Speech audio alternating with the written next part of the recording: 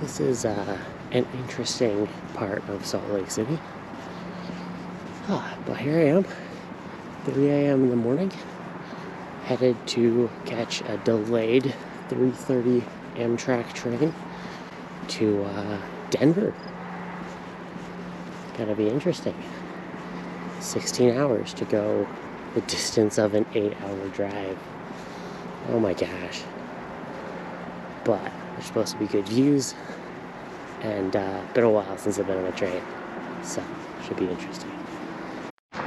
Well, hello. Didn't know yellow cab still existed here. Wow. And the train's already 45 minutes late due to freight traffic. Amtrak outside of the Northeast Corridor really is kind of a you get there when you get there kind of thing.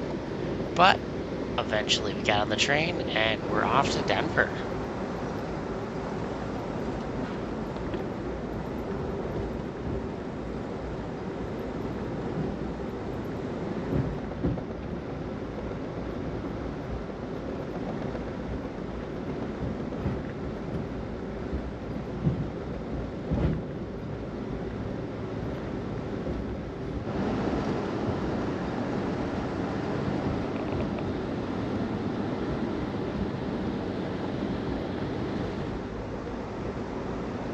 Watching the sunrise over the mountains was one of the best views of the trip, but there are many more beautiful views ahead.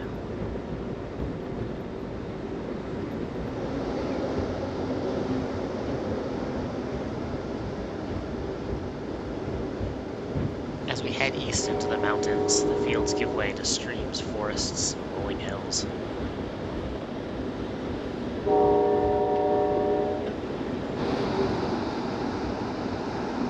Over the next few miles, we parallel this stream, and I see at least 4 beavers just going about their daily lives, and so many more beaver dams that I can't count.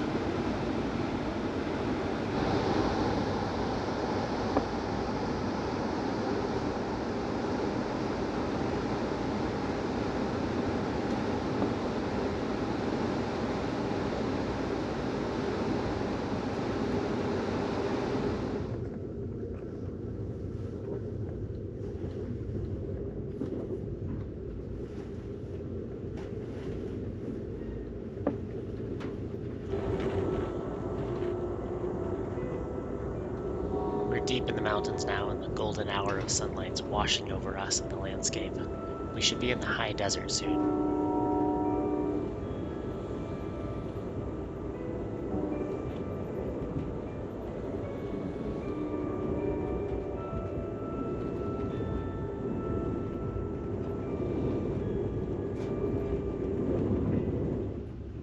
And this is why I didn't film much into the sun.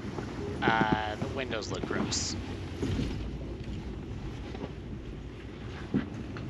In your cars right now.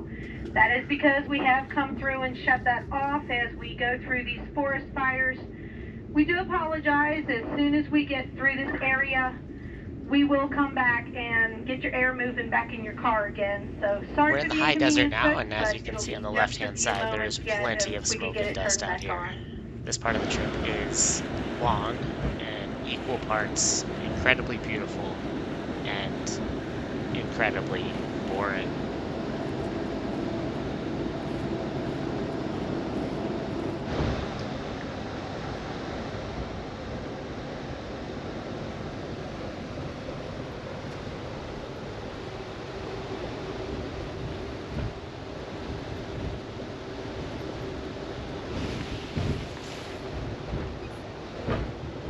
Much like this video, the high desert seems to go on and on and on forever without stopping.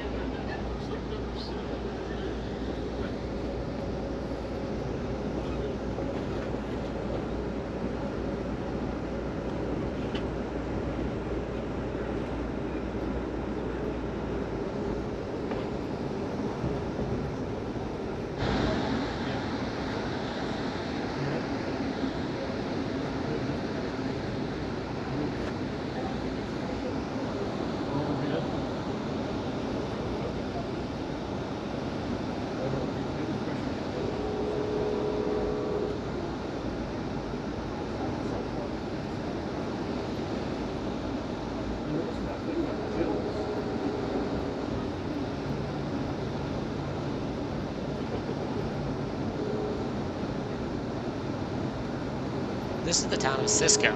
It was actually a ghost town until recently. The population is back up to 3 people.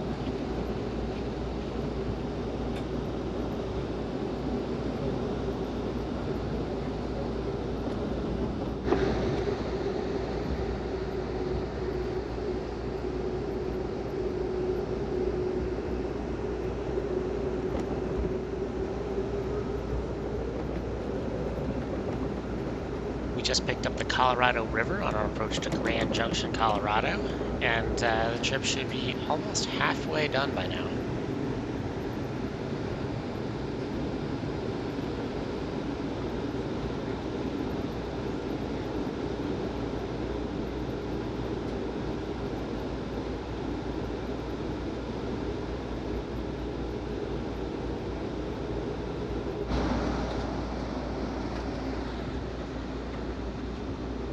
As we head into Colorado, the views are stunning and continue to get better and better, but I have to admit that after 8 hours in this train, I'm starting to get a little bit antsy.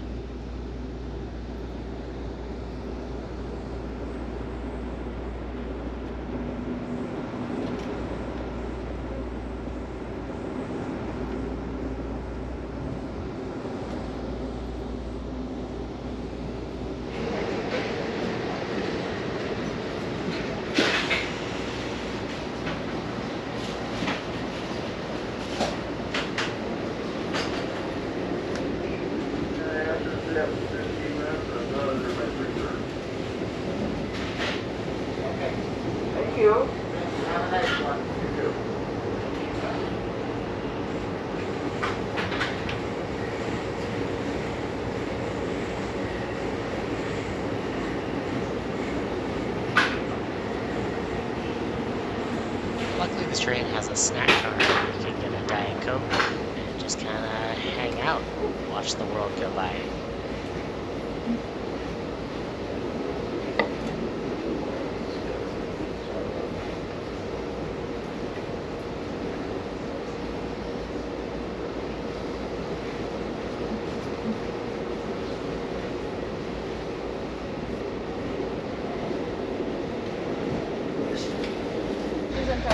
My shoes untied? Yep. Oh,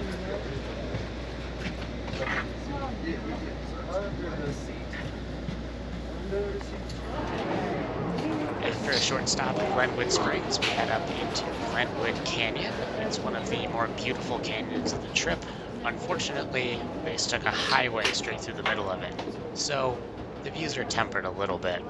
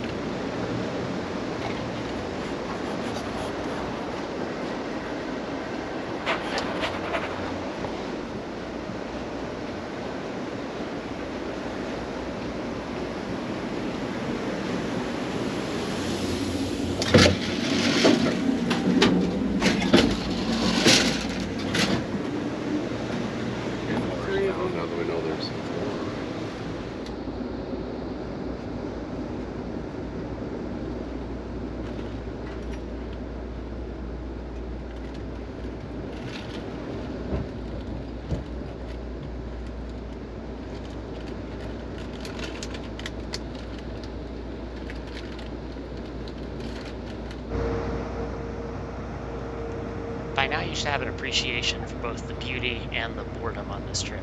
If you're still here, you're only 10 minutes into a video of an 18-hour train journey. And to make matters worse, the only exercise you can get is walking back and forth between the train cars.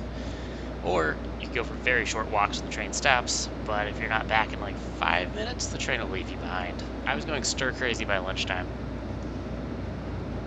Luckily, we've made it to one of the most beautiful parts of the trip as we head up into the Rocky Mountains through a mountain pass, and then soon we'll be heading down the other side and finally towards Denver.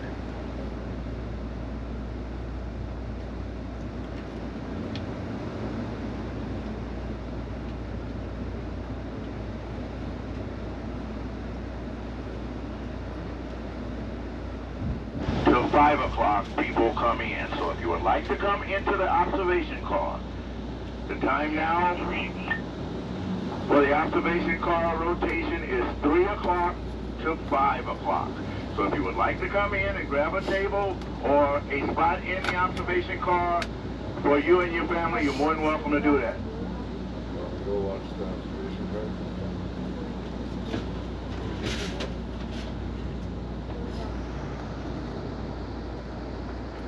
At this point, we've left the highway and other major roads behind, and all we have here on the opposite side of the canyon is a small dirt hiking and probably mountain biking, maybe dirt biking trail, only a few feet wide, carved into that opposite side of the canyon.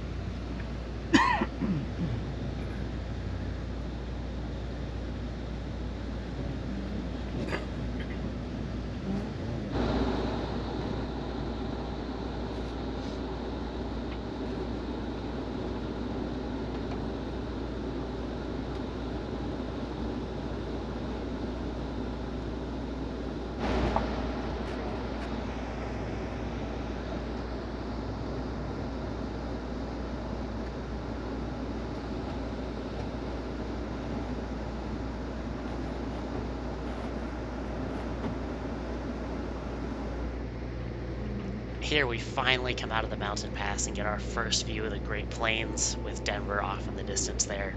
Unfortunately, due to the record-breaking heat, the track started to develop kinks in it, which is apparently very bad. You don't want kinky train tracks.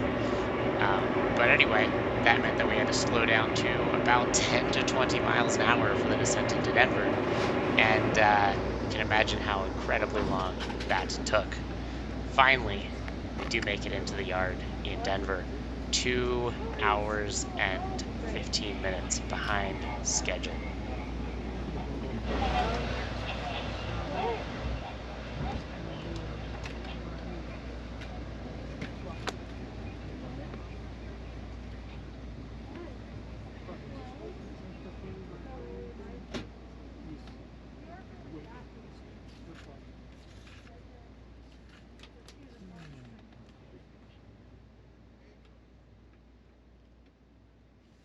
When we finally arrive in Union Station, you see my favorite part about taking a train somewhere as opposed to flying. You arrive right in downtown.